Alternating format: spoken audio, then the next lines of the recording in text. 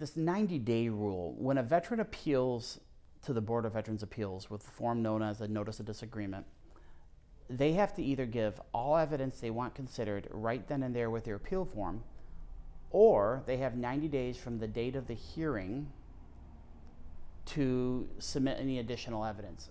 Compare that and contrast that to the previous jurisdiction of legacy appeals. It takes 3 to 5 years to get your day in court at an administrative level. During those 3 to 5 years, you could continually send evidence over and over again. So veterans just kept submitting all their evidence.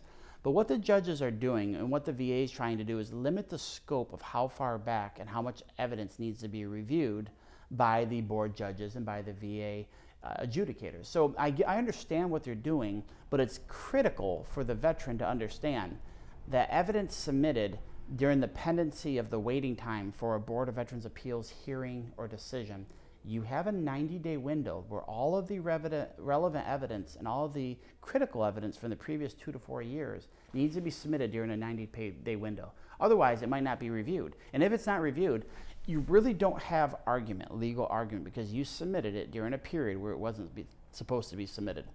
And again, the goal is to minimize how much review these attorneys are doing of records, because it takes time to review records. So that there again, 90-day rule. If you have a hearing, you have 90 days from the date of the Board of Veterans' Appeals hearing to submit additional evidence. Otherwise, you need to submit it with the initial appeal form that you submit.